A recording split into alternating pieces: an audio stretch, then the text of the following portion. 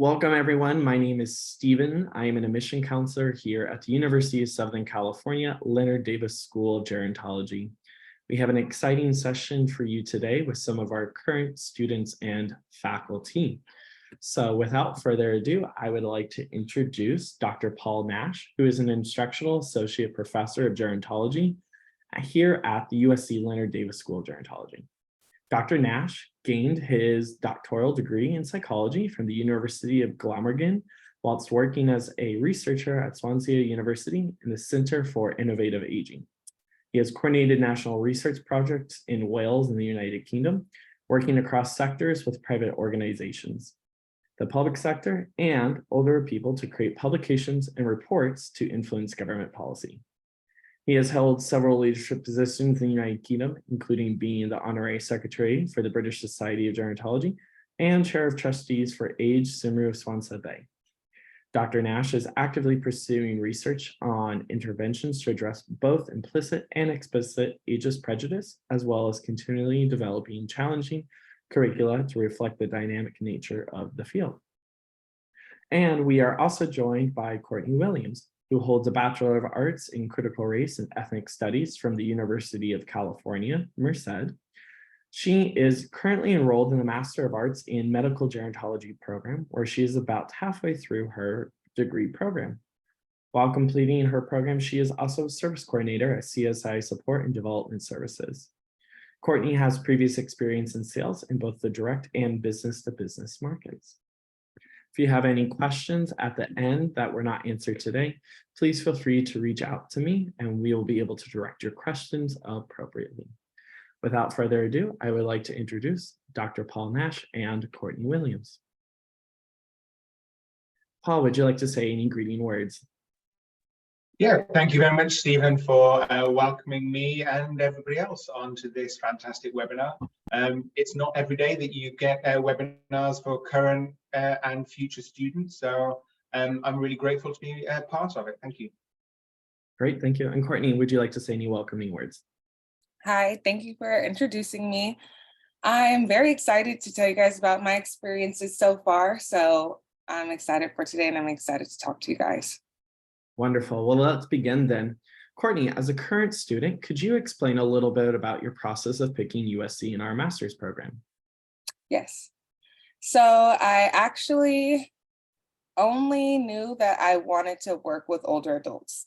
That was like my first thing that popped into my head. I want to work with older adults. Let's see what programs are out there. And then I actually had an old friend who went to USC Leonard Davis. And they were like, well, have you ever tried going to Davis? And I was like, UC Davis? I'm not going there. And they're like, no, USC Leonard Davis. And I was like, oh, I didn't even know that they had a program. So I started looking a little bit more into it and looking at faculty, seeing what they research, because every single faculty member here does research. So you really have to see if their research aligns with something you want to do. And turned out that like most of them had research that aligned with what I wanted to do. So that's what really made me geared towards USC. Of course, I looked at other gerontology programs as I went through my search. But USC just seemed to be the best fit for me. I really liked coming from UC Merced. I come from small classes, and during my first little meeting with, I think it was Stephen actually, he told me that the classes were small and they're intimate, and I was like, wow, I love that. You really get to like know your peers and your professors, so that's why I chose USC. Great, wonderful. And Dr. Nash, why did you make the leap to come and work at our institution? Well, I started my academic career in the Swansea University in Wales, and we quickly developed our gerontology programs to become the best in the UK, and they were ranked quite highly around the world. But USC Leonard Davis School has got not only a global reputation, but is ranked #1 for gerontology, both in terms of research and education. So when the opportunity to come and work here, even if it was traveling thousands of miles away from home, when the opportunity came up, I'd have been stupid to say no. It really is and has been one of the best decisions I've ever made. Wonderful. So teaching at a university with our prestige, how are some techniques or methods that you use to keep our students engaged in the classes? Dr. Nash.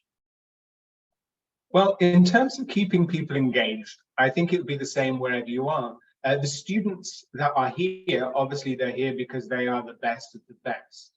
They are interested in the field, and that's really a huge hurdle to overcome in the first place, is keeping people interested.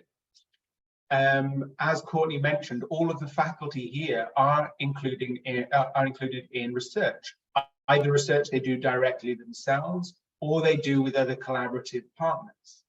So one way that we keep the topics fresh is by making sure that all of the research that we do is translated into the classroom. We make sure that we're not looking at research that was conducted 20, 30 or 40 years ago, but it might be 20, 30 or 40 days ago.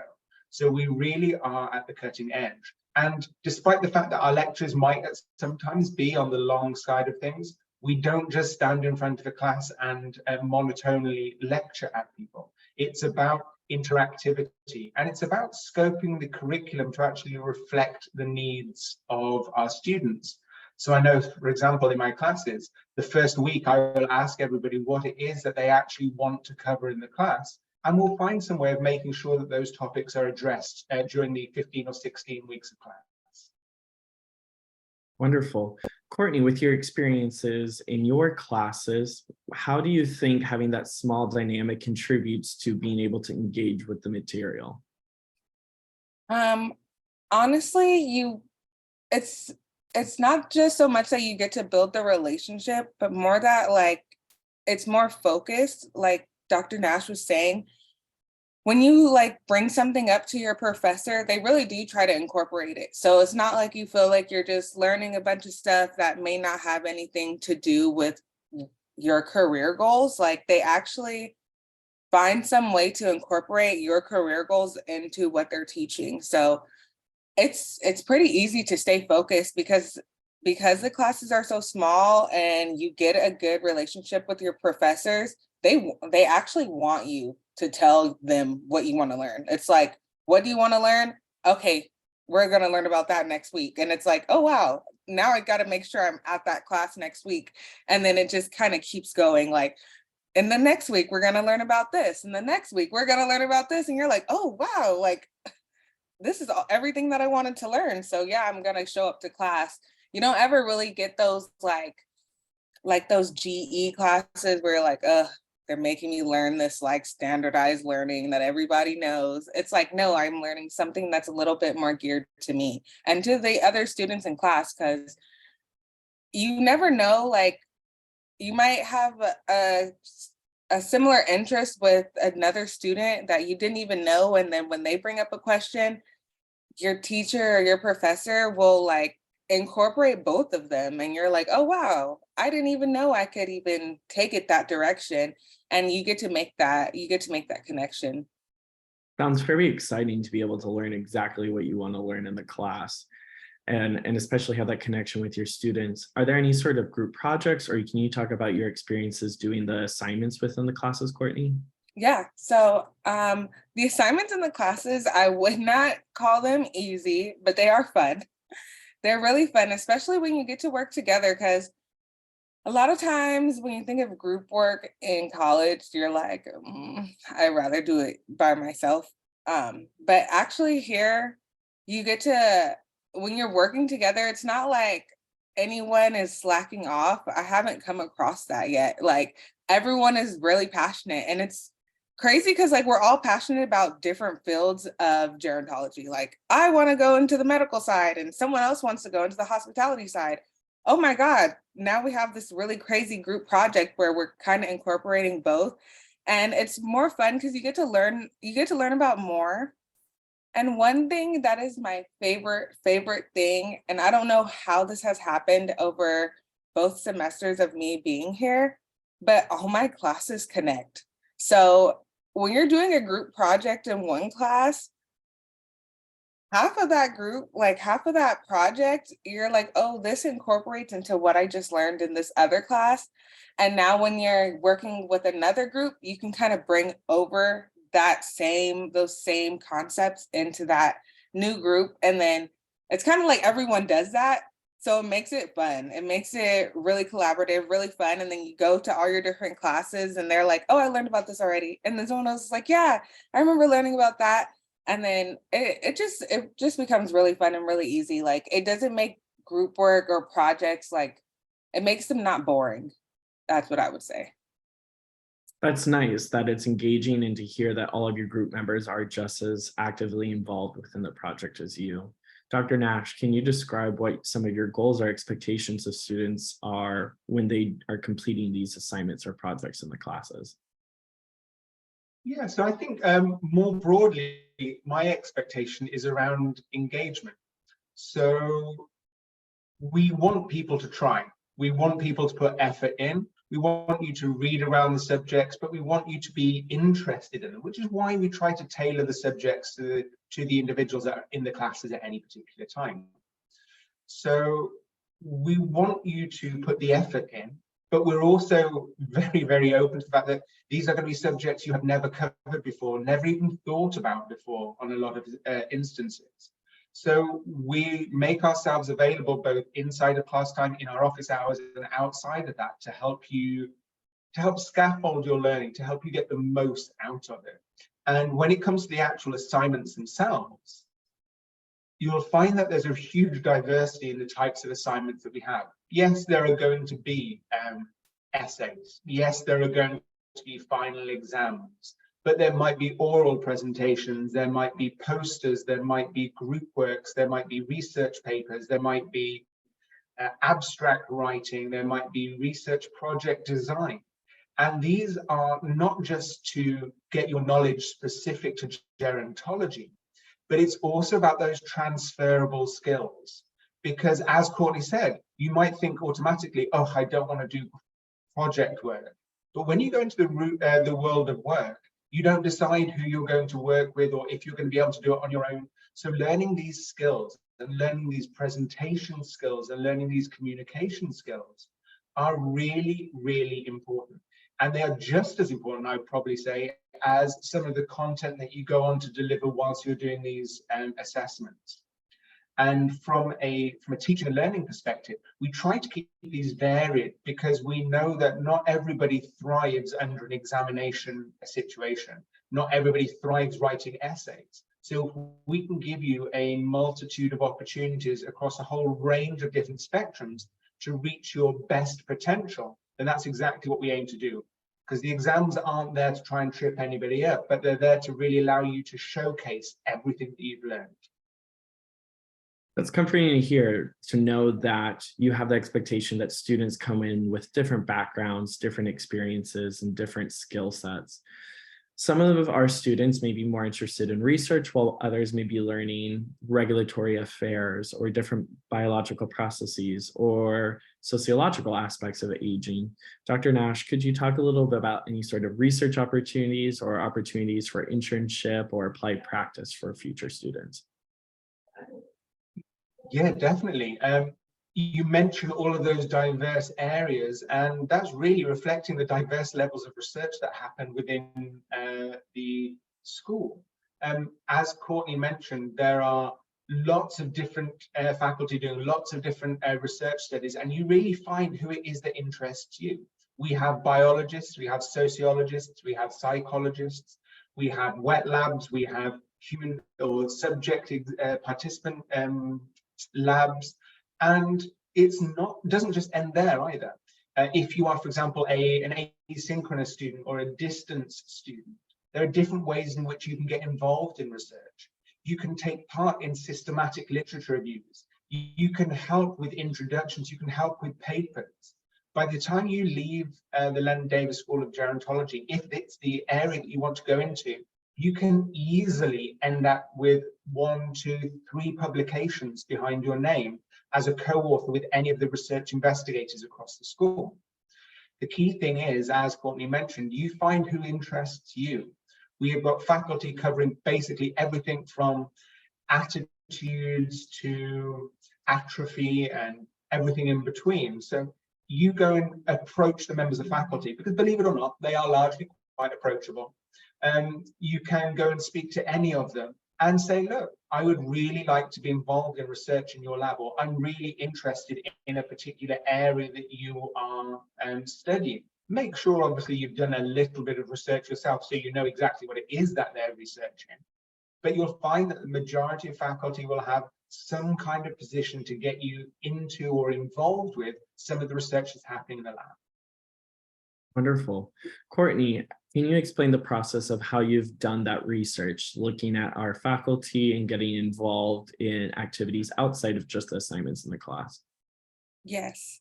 So the very best place to do some research on faculty is just to go to the Leonard Davis website, go down to faculty, and then it shows you like these little bios of the faculty, and it shows you like everything that they research, where they're located. And once you find them, or once you find something that you're interested in, the best way to do it would be to email them and wait for a response, or you can kind of be annoying like me, and I just kind of walk up and find wherever they're at, and I'm like, hey, can you talk? And a lot of times they'll say yes, or they'll try to schedule you in. But yeah, it would probably be best if you do just email first. And emailing does get you a lot of places. I actually was able to attend about 2 different conferences that helped me end up in the career that I have right now. So don't be scared to reach out. Or if you see a random email, don't be scared to respond to it. Because a lot of times you don't even have to go looking. They kind of just come find you like, hey, someone told me that you were interested in this, and now I'm sending you this. Do you want to apply to it? And you could just say like yes or no. Typically, I just do a little bit more research, and then once I say yes, there's a new opportunity for me right there. And it happens all the time. Like sometimes I get so many emails for opportunities that I don't even get to open them all. Can you explain a little bit more about those 2 conferences and how they have helped relate to your career path? Yes, so the first conference was CALA, which is the California Assisted Living Association Conference. And that's where you go and you get to meet a bunch of directors from all these different like senior housing. And when you go to that conference, they kind of pick students as scholarship recipients. And when you're a scholarship recipient, they allow you to basically meet all of these directors, all of these CEOs, and you have a little like speed dating time with them where like you just sit in a chair and all these directors just keep coming, and you have about 5 minutes with each of them. And some of them can just decide to hire you on the spot, and then some of them take your resume, and they might email you later like, hey, I really liked you, I have positions available for what you said you liked, or I have training available, I have internships available. It's really, really cool. And even if you decide like, oh, I didn't really see anyone that I liked during the speed dating, there's so many other times at the conference where you can meet someone, and then once you meet them, they'll introduce you to someone else, and you're like, oh wow, this sounds a little bit more like what I want to do.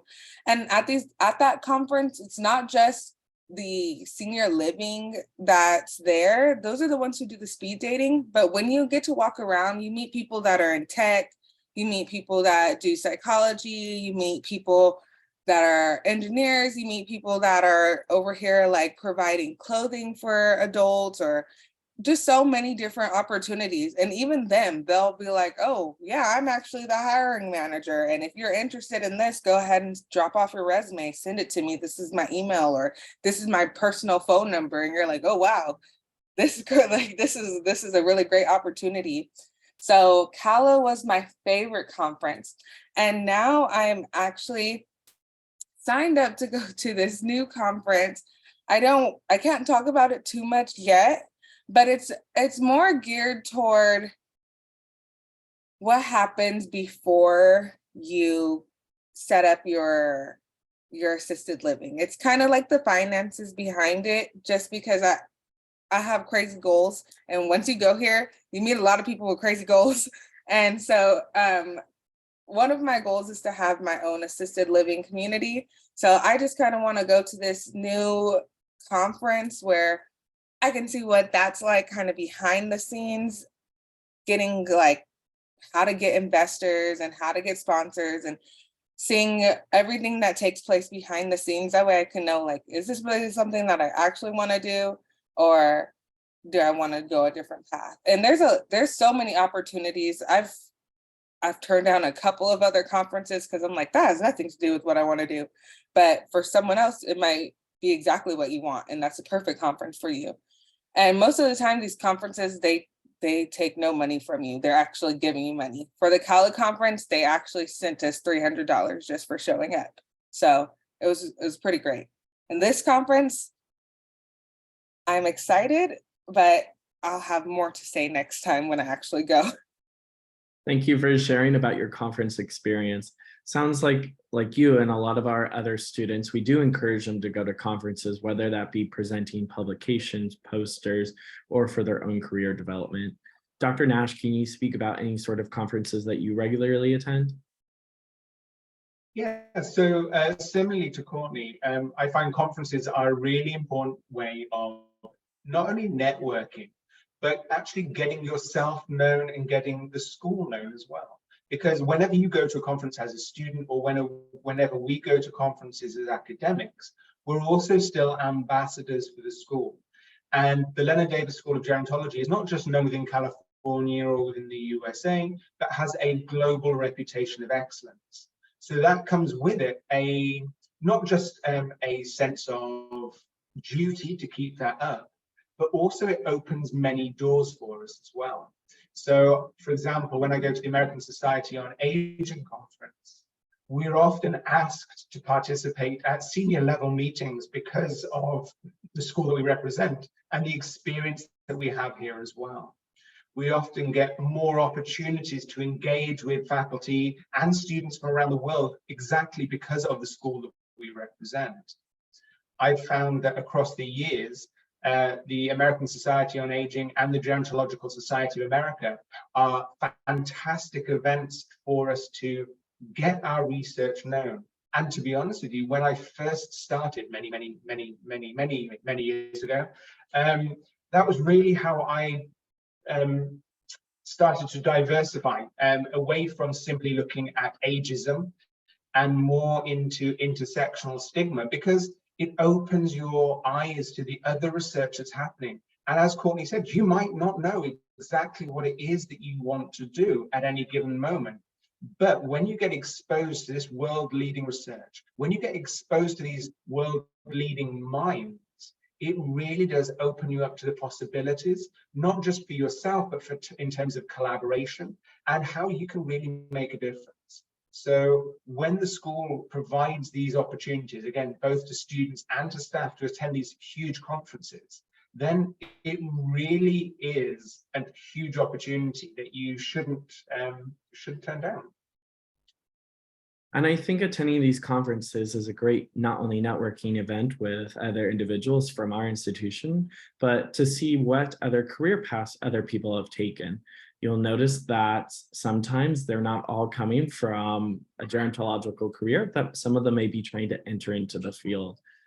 Courtney, can you talk about what some of the other students in your program or your classes, are they on similar paths as you, or how they come from different career paths? Yeah, so actually I've met people from many different career paths, including myself. I'm on a crazy career path. A lot of people in the MAMG program, the medical gerontology program, a lot of us typically come from science backgrounds, and that's what we want to continue in. While me, on the other hand, I come from a more social sciences and humanities background, while I'm trying to go towards the medical field. So I come from a little different background from everyone else around me. That's really fun. Some people in my same classes in the same program, this is not even what they want to do. I actually have one peer who I got very close to. She's already a doctor, and what she wants to do is no longer be a doctor. She wants to also have her own living community back in her home country. So she's learning everything that she can to be able to take what she learned back home and create her own living community. I come across that a lot. A lot of different students want to be able to take what they learn here and take them back to their home countries or their home states and develop their own living communities there.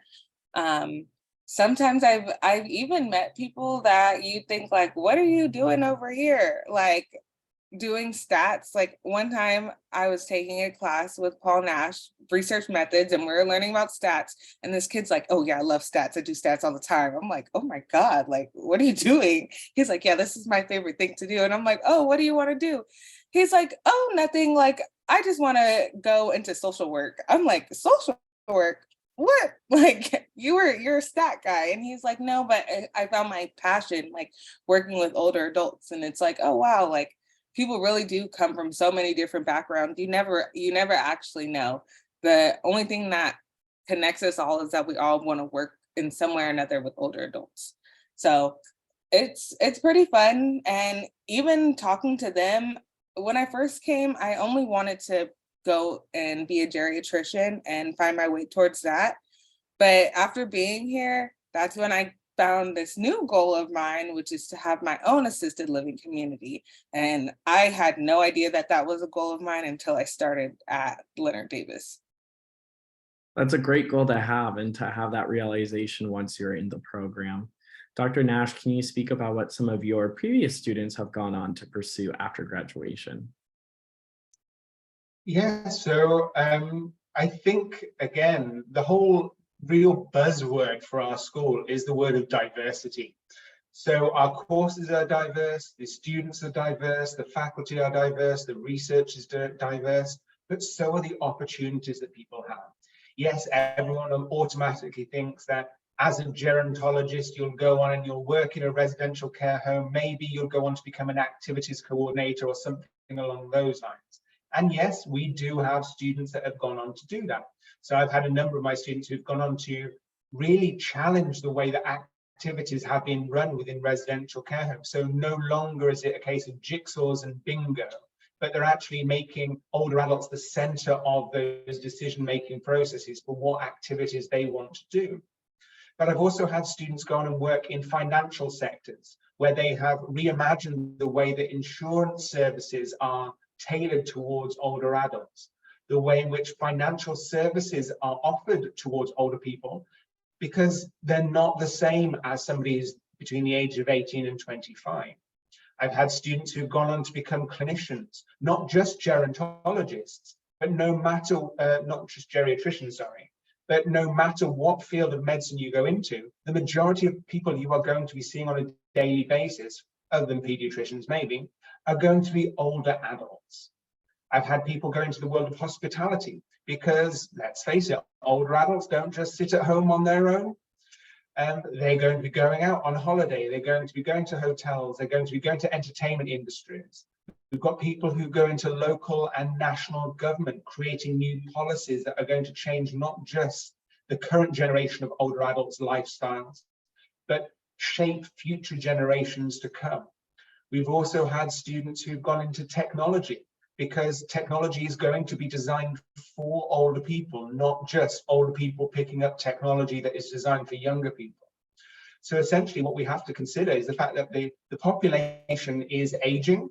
It's aging everywhere in the world, and it's aging in different ways. So whether you want to stay in the US, whether you want to go to Europe, whether you want to go to Australasia, Asia, wherever it is that you want to go, you are going to be in markets that are screaming out for people that understand aging, understand the opportunities associated with the aging process. And we are in the most ideal situation to upskill you and present you with those opportunities. So I think to say where most of our students go might be a bit of a misnomer. I would say that each of our students become trailblazers, really lighting the way for others to follow, and also to shape their own path into many, many different fields. Both of your answers were very inspirational. Thank you. It's great to hear that our students can be leaders within the field and that they're given that skill set here within our programs. I would like to talk a little bit about like the structure of your courses. Courtney, could you describe how many of your classmates are in person versus online? I will say that during my first semester here, a lot more classmates were online, probably about 50%. I'm not really one for online learning, but I know that a lot of people do appreciate it. And you can actually still make bonds with people online. You wouldn't think that it's possible, but it actually is. Because even the next semester, this past semester, I didn't really want to do online too much. And the professors allow you to come in class if there's like open seating available. So I would just go in class. And even then, my professors made sure that our online students participated with us. So I made some connections. In some classes, I had more connections with the online students than the students sitting right next to me, because that's who I'd be partnered up with. I'd be on Zoom talking to them. And I will say that by the second semester, a little bit more people were in person. It wasn't exactly like 50% online. It was probably more about like 35% online, a little bit more people in class. But being online doesn't take anything away from their learning at all. They definitely participate. And even if like, there's some that weren't even synchronous, so they were asynchronous. I never even saw them on Zoom, but I know exactly who that person is because they participate in our discussion boards. So they're very much participating with us. It's great to hear, to know that you have that connection with both the residential and online students. Dr. Nash, can you talk about your ways or methods to keep both online and in-person students engaged? Yeah, so again, this really harps to the fact that the Leonard Davis School of Gerontology is not a follower, but indeed a trend setter. So even before the pandemic, we were offering online programs. So when the pandemic came around and everyone jumped onto Zoom, we already knew what we were doing. So as Courtney said, we've continued to offer, even online, even in-class students, the opportunity to learn via Zoom if that was more comfortable for them at the time. Obviously, we move much more now into classroom settings because that's the best way of learning and engaging with everybody. But we still encourage people to register for distance learning and online, be it synchronous or asynchronous, if those are the ways that best suit that student's needs. And as Courtney said, we, in the classroom, make sure that we continue to engage with those students. So it might be that we call on people to respond to particular questions. It's always that we have a live stream available so that people who are online are able to ask questions in real time as well, the same as anybody in class. When we're doing classwork, we don't just split down the middle and say, okay, class students do this and online students do that, but everybody these days has computers, whether they are in the class or whether they're obviously online. That means that we can do breakout rooms with online students and in-person students. And we don't just keep the same groups. So as Courtney said, we might rotate those groups so you get to know more people. And I think one of the great success stories of this was I just had some of my students graduate this summer, and I was invited to one of the graduation parties off campus. And obviously I dutifully went along, but it was hosted by two of our students who had never actually met. They became really, really good friends. One was a student in person who lived in, I won't give you the area of Los Angeles, but she lived in Los Angeles and she commuted into campus. And the other student lived in Montana. They had engaged throughout the course of their degree, and they became really firm friends, working with each other on different projects, etc. And now they regularly visit each other's houses in Montana and Los Angeles. And I think that just goes to speak volumes from the ways in which students can make these connections, and that we as faculty help to facilitate that. Because at the end of the day, you're going to be creating these friendships and these relationships yourselves. But as faculty, we try to create as many opportunities to create that cross-pollination and that cross-working as possible. It's very exciting to know that you can form those deep bonds with your classmates, because oftentimes you can learn just as much from them as you can from your faculty instructors. Courtney, I would like to switch directions a little bit and talk about your process of applying to the program. Could you describe your thought process on narrowing down which program was the best fit for you? Yes. So while applying, I actually could not figure out what to apply to. So I ended up applying to 2 programs and I got accepted into both. So when I got here, I spoke with my counselor and I was like, do I have to choose right now? I don't know yet. And he's like, I'll give you time to choose, but you're going to have to choose. So I was a MSG, so Masters of Science in Gerontology, and also MAMG. So I kind of, during my first semester, I took a mixture of classes so I could kind of see which direction I really wanted to go in. And then I ended up deciding MAMG was a better fit for me. It just was a better fit for me. MSG, there's not too much a difference because you can choose your classes as long as you're making sure that you're staying on track to graduate, of course, but you can choose your classes. So you can still kind of go back and say like, oh, this would be a really good elective. I want to take this MSG class again. And there's no problem with you doing that. So that made it a lot easier in choosing my program. There's a lot of programs to choose from, but it really just kind of like while you're reading what the program entails, make sure that it's something that you really, really, really want to do. They all have kind of different time frames, which was something that I had to think about. Make sure that your financial aid will cover the time frames that you believe it'll take for you to graduate. Typically it will, but you just want to reflect on that, make sure that everything kind of aligns with what you want to do. I know that I want to start my career as quick as possible. So MAMG is a little bit shorter program and it was a little bit more focused on what I wanted to do. So that's why I decided to switch directions and go towards MAMG. It really depends on you though. I still have friends that I have classes with because we actually have the same career goals. While they'll be MSG and I'm MAMG, but they chose MSG because it aligned with what they wanted to do in the moment, and MAMG aligns with what I want to do in the moment. So it's not an end all be all, but it's more of you creating your own path is what I would say. I would definitely agree with you. Having the opportunity to speak with not only an admission counselor like myself, but the academic advisor to get a better understanding of the exact course plan and making sure that that course plan is tailored to you. Dr. Nash, could you talk about what sort of advice you would give to prospective students that want to reach out to someone from our school prior to applying? Quite simply, I would just say one thing: do it.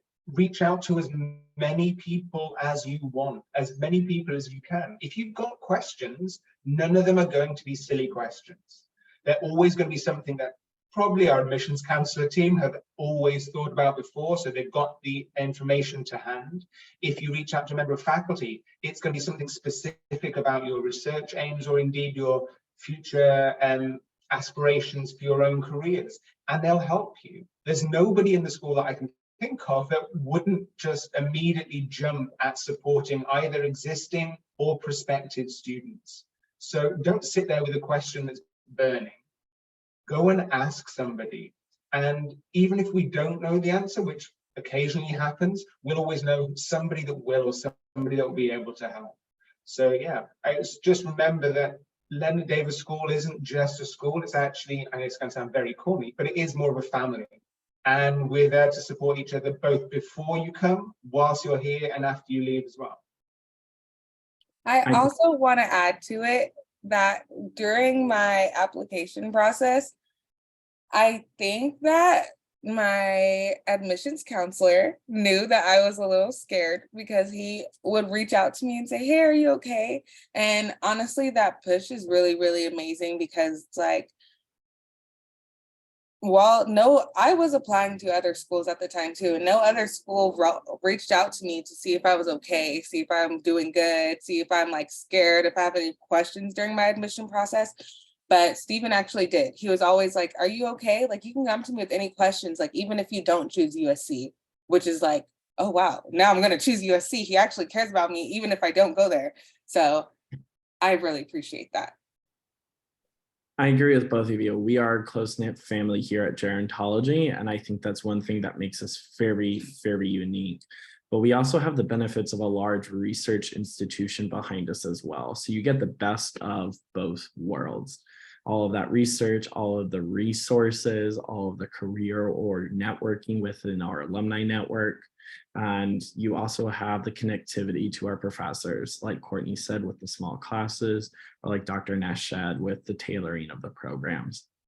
So I have two more questions left for both of you. I would like to start with you, Courtney. Can you describe what your favorite memory of is USC so far? Okay, that's an easy one. My favorite memory is one of my professors took us to this like cool little like members only restaurant on campus that I had no idea about. And no idea that there's like this members only restaurant that only like you could go in if you're a member. And he took us out for lunch just to thank us. And also while being there, he allowed us the chance to kind of help him set up the direction he wanted to take his next course. So students that like we weren't even going to be in his class again, but for his next set of students that were going to come in, like how we could kind of like help him change. And all of the professors I had have asked us to do the same thing in different ways, but I had never had any of them take us to some cool members only restaurant and do it. And he actually bought us all alcohol, and I would not have expected that. Don't tell anyone. Thank you for that. And Dr. Nash, what's your favorite memory? Mine's a little bit more difficult, I guess, but I think it's more of a wider set of memories. So the Student Gerontological Association is a fantastic organization of students within our school who create family, who create networks, who also create job opportunities and community engagement opportunities. And every year, they, along with the Office of the Senior Associate Dean, put on a student alumni dinner.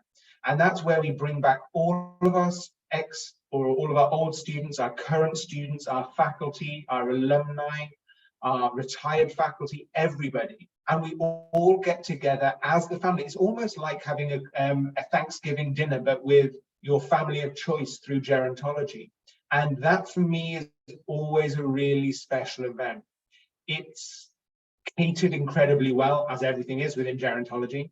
The atmosphere is always electric, with people excited to catch up. And it's a great chance to really reflect on, to be honest with you, just how special this really is of a place. Wonderful, thank you. And Courtney, if you could give one piece of advice to a future student, what would it be? Choose USC. Choose USC is definitely my advice. Honestly, I would have never thought that I was going to have such a great experience going here, but it's been like one of my best college experiences. Like, I love UC Merced, and I didn't think I could find a place that was going to be like a family again. And I definitely found that here with USC. Like, it really is a family. And you get to like, not only do you get to like meet people at Leonard Davis, but Leonard Davis has so much connections to almost every school at USC. So you get to make connections with all types of students that you probably would never even expect. So I'm like, yes, choose USC. That's the best advice I can give you. And Dr. Nash? Well, obviously, I can't say just choose USC now because I'll be copying Courtney. But my advice would be find your voice. So find your voice, ask questions. Find your voice, tell us what it is that you want to study. Find your voice and help find your trajectory in the field of aging. None of us are going to bite your hand off. We're all here to try and help. As Courtney said about Stephen's email, we will support you before, during, and after your process through Leonard Davis School of Gerontology. And even if you don't end up coming here, we're still going to be there to support you. Our passion is the field of gerontology. It's about supporting older adults, and it's about making that sense of community. So find your voice and engage with us. Thank you so much. And we do have one question in the chat talking about remote students. Both of you just mentioned all of the resources, all of the assistance, all of the guidance that we're able to offer to our students. Dr. Nash, do we offer that assistance to remote students as well? Do they have access to everything that an online or an on-campus student has? The only thing that they don't have access to is walking into our offices when we're in the office. But in terms of access to us, they have absolutely everything. So they can watch live lectures. They obviously have the same recorded information that's available to them. We have standard office hours where any student can make an appointment either in person or via Zoom. And myself, the same as every other member of faculty, will also make arrangements for you if you can't make those office hours, because many of our students have lives outside of the classroom. It might be family, it might be work, it might just be other commitments. So yeah, we appreciate that, and we will make arrangements to meet up at convenient times. So in terms of the support, it really is as flexible as you want it to be, and it's just as flexible for online as it is for in-person. It's wonderful to hear and also comforting to know that online students and residential students, the only difference in your program is if you're taking a class in a physical classroom or on the virtual format. And Courtney, there's a question for you in the chat. I think you can really speak about this. Those students that are really debating between 1, 2, or 3 of our programs are not sure how the program can fit in with their career goals. What advice would you have to them? My advice would be to just choose one. My advice would be honestly to choose the broadest one. And once you choose a little bit broader one, if you don't like it, you can easily go to your academic advisor and they will help you. They will really help you dissect what you want to do and then find the best program fit for you. So if you don't know yet, just kind of choose one or choose to apply to all 3 and just take that first step in. And it's nothing, it doesn't have to be like a end all be all. Once you choose that one, you can definitely switch it. You don't have to be afraid. I was definitely afraid. I was like, what if I choose this one? What if I don't choose this one? What if I want to change it? Are they going to ever let me change it? And I'm like, and then it was like, yeah, you can change it. Yeah, that's no problem for us. It's just a little click of a button, and it makes everything so much easier. So I definitely would say just take that first step. And honestly, when I was applying to some other colleges, they don't allow you to change it after, and USC does. So I really appreciated that because it gave me, like, I didn't have to feel so anxious and have anxiety about whether I chose the right one or whether I'm going to be stuck here and is this degree going to be for me. You definitely have the ability to change it and make it fit to what you want. Thank you for your insight into that question.